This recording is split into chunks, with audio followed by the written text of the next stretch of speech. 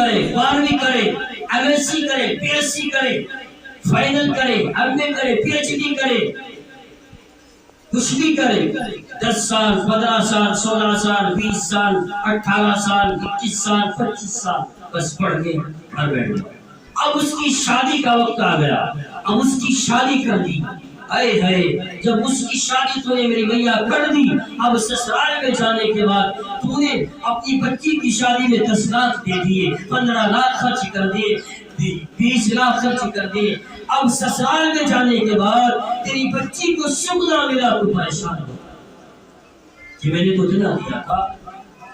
میں نے تو اتنا خرچ کیا تھا، میری بچی پریشان ہے، دکھی ہے۔ اور جب اس سے معاملہ ہوتا ہے پوچھتا سکتی کہ پریشانی کیا ہے، سسرال میں کیا ہے، تجھے کون سی تکلیف ہے، سسرال والوں سے پوچھ کر ہے جھگڑتے ہیں کہ وہ داماد صاحب بتا، سیدھی صاحب بتا، میری بچی کو کیوں تنگ کرتا ہے، میری بچی کو کیوں پریشان کرتا ہے، میں نے تو تجھے کار بھی دی تھی، میں نے تو تجھے بلیٹ بھی دی تھی، میں نے تو تجھے 10 لاکھ روپے کیش بھی دیے تھے، اب بتا تو صحیح میری بچی نے کون سا ظلم کیا تو میری بچی کو تنگ کرتا ہے، تم میری بچی کو ظلم کرتے ہیں۔ ادھر سے سسرال والوں کی طرف سے الزام یہ آتا ہے، اے محترمہ، اے صاحبہ، آپ کی بچی نے سسرال والوں کا ادب نہ کیا، شوہر کی عزت نہیں کرتی، ساس کی عزت نہیں کرتی، نند کی عزت نہیں کرتی، سسرال کے اندر ادب نہ کیا، سسرال والوں کا احترام نہ کیا، کھانا تیری بچی پہ پکانا نہ آتا، تیری بچی گھر کے کام کے لائق نہیں ہے، تیری بیٹی ادب کے قابل نہیں ہے، تیری بیٹی شوہر کی نافرمانی کرتی ہے، شوہر سے زبان درازی کرتی ہے، اپنی ساس سے زبان درازی کرتی ہے، اپنی سسر سے زبان درازی کرتی ہے۔ اب تیری بچی سسرال کے اندر آ کر کے بے پردہ گھومتی ہے، دل کے سر گھومتی ہے، آوارہ گھومتی ہے۔ اے میری میاں ذرا کان کھول کے سن لے اور دل پہ ہاتھ رکھ کے بتا تو صحیح، ایمانداری سے فیصلہ کر کے بتا دے، یہ الزام جب آتے ہیں اور اتنے بڑھ جاتے ہیں، اتنے بڑھ جاتے ہیں، پھر وہ ایک نہیں، دو نہیں، 3 نہیں، نہ جانے کتنی طلاقیں کہہ دیتا ہے، اور پھر اس کا حل یہ ہوتا ہے کہ 10-20 لاکھ روپے اپنی بچی کی شادی پر خرچ کر کے بھی وہ متعلقہ ہو جاتی ہے،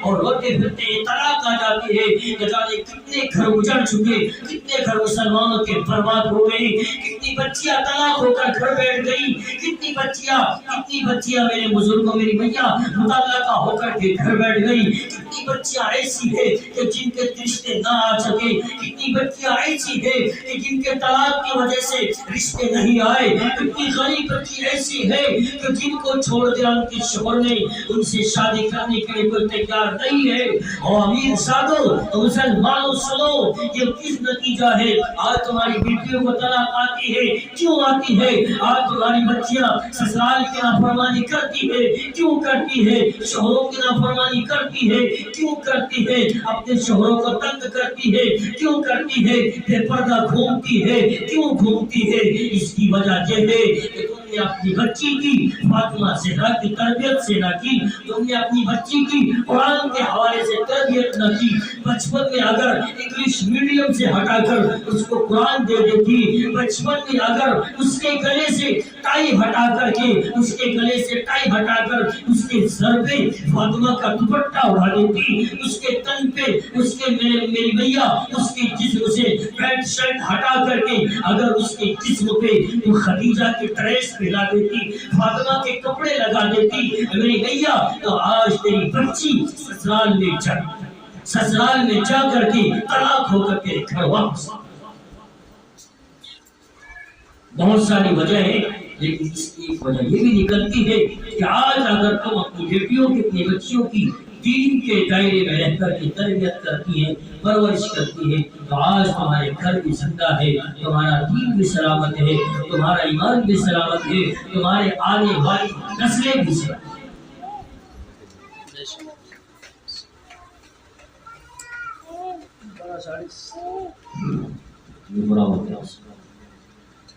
خیر،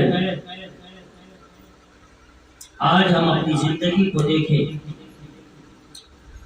ہم اگر اپنے بچوں کی تربیت کرتے تو اب اسی طریقے سے پہلے نسلوں میں علماء کیوں ہوئی، جن کا نام آپ سنتے ہیں صحابہ کا نام سنتے ہیں، علماء کا نام سنتے ہیں، بڑے بڑے کتابوں میں ان کا قصے پڑھتی ہیں آپ بہت سی کتابیں پڑھتے ہوں گے، بیشتی زیور پڑھتی ہیں، اور جی بہت ساری کتابیں دینی کتابیں پڑھتی ہیں، اور ان میں بڑے بڑے اللہ والوں کا ذکر آتا ہے۔ وہ بھی تو ایک عورت کے پیٹ سے ہی پیدا ہوئی، ان کو بھی تو کسی ماں نے جنم دیا، ان کو بھی تو کسی قوم نے جنا، ان کو بھی تو کسی نے تربیت کی۔ وہ آخر میں بڑے علماء کہاں سے بنتے ہیں؟ ان کی اسی وجہ، ان کی وجہ یہ ہے کہ ان کی ماں نے ان کی تربیت ایسی کی ہے کہ حضرت فرید الدین درد شکر رحمۃ اللہ علیہ کے بارے میں آتا ہے تو فرمایا کہ میرے بیٹے فرید ذرا سن لے، 2 سال تک تیری ماں نے تجھے دودھ پلایا، لیکن کبھی بھی تجھے بغیر وضو کے دودھ نہ پلایا۔ عبد القادر جیلانی کیسے جیلانی بنے؟ فرمایا کہ میرے بیٹے جب تک تو میرے پیٹ میں تھا یہ قرآن کریم روز ختم کیا۔ تو یہ علماء کی تربیت، وہ بھی تو آپ جیسی مائیں اور بہنوں سے پیدا ہوئے۔ آج ہمارا حال یہ ہے کہ ہمارے بچوں کی پیدائش ہاسپٹلوں میں ہو رہی ہے، اسپتالوں میں ہو رہی ہے، ہمارے بچوں کی پیدائش طرح طرح کی جگہوں پر ہو رہی ہے۔ آج جس کی وجہ یہ ہے کہ آج ہمارے قانون نہ صحیح رہے، ہماری عبادت صحیح نہیں رہی، ہمارے طور طریقے صحیح نہیں رہے، ہمارے پردے ختم ہو چکے، پردہ کو ہم بھول گئے کہ پردہ کہتے ہیں کس کو۔ خیر،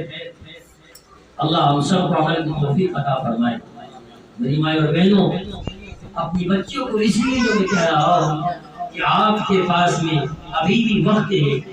کہ کل آپ کی بچی بڑی ہوگی، ان کی شادیاں ہوں گی، سسرال جائے گی، ان کے بچے ہوں گے، ان کے بچے بھی عالم بنیں گے، اس کے لیے ضروری ہے ہم اپنی بچیوں کو قرآن کریم پڑھائیں۔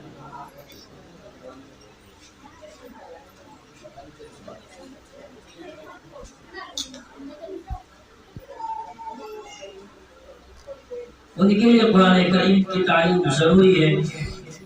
قرآن کریم پڑھاؤ اور دین کی باتیں سکھائے، اور مدرسوں کے اندر جو پڑھا ہے ایک بہترین پردے کے ساتھ انتظام کیا گیا ہے۔ الحمدللہ اس انتظام میں آپ دیکھو اچھی طریقے سے علم حاصل کرو اور محنت کرو، اور اس قرآن کریم کے پڑھنے پڑھانے والوں کا ساتھ دو، ان کی خدمات کرو، ان کی جو ضروریات ہیں ان میں ضروریات میں حصہ لو۔ کیا ضروریات ہوتی ہے، کیا مسئلے ہوتے ہیں، بہت سارے اخراجات ہوتی ہیں، اسی طریقے سے انتظام نہیں کیا جاتا۔